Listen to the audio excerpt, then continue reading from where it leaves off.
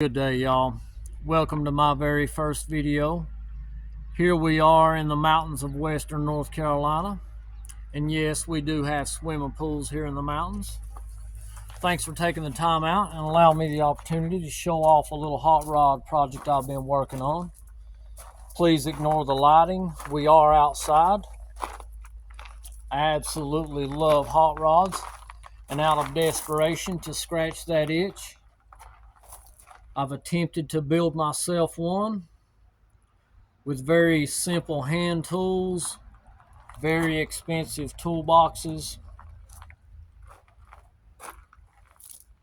I paid $250 for this car 35 years ago.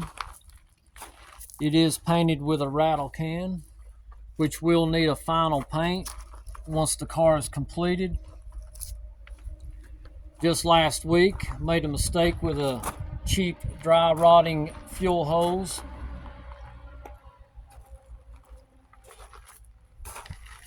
Lots of scratches and dust on the car. It is a backyard build with a dual quad fuel injected rat motor from 1975. It does have 80-inch side pipes. So with electric key fob, I go open pipe and it's a blast. This car delivered mail over 30 years ago by my wife in the mountains. It is a true ex-mail car. I do have stickers from front to back. The other side is still clean. So I'm trying to decide what I like. It has a lace background. M&H Race Masters on the back.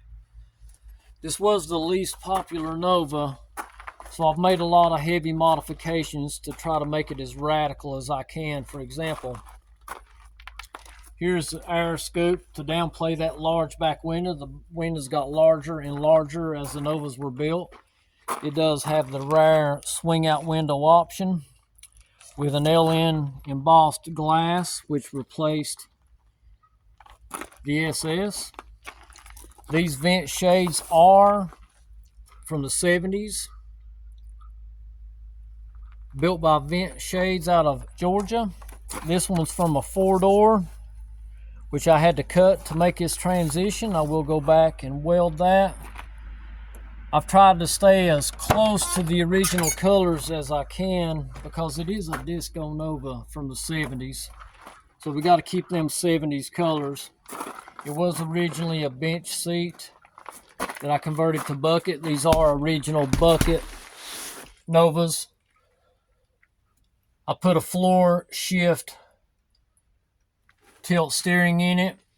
I did put the that rare gauge cluster, and all the gauges do work. I put the white faces on it.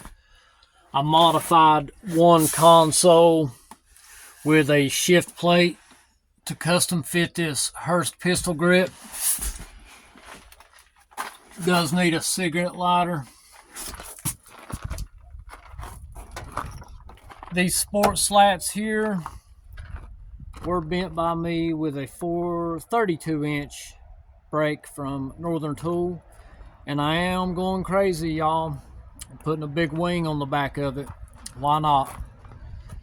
I had a smaller set built, and I realized I wasn't happy with how small it was, so these plates will get replaced with bigger ones. These are aluminum plates inside and out. I've custom fabricated some T-pins with bronze bushings. This one here is ready to paint. So the object is for 2 people to pull 4 T-pins out, lift the whole wing assembly off. Again, you can see on this side it's clean, no stickers. These graphics were my design out of desperation. I had to follow what the car wanted. You can see that smaller one that I built there, much smaller. This was cut with a jigsaw.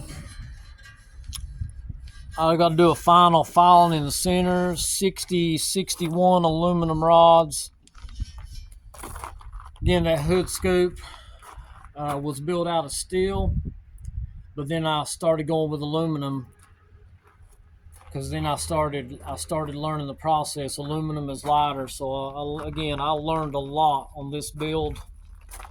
Out of desperation to build a hot rod because I never could afford one. And so I thank you guys for taking the time out and looking at this 77 Nova. And please hit all the buttons. Maybe we can go back in time and I can show you how I got to this process and all that I learned. And watch me finish the build. Thank you.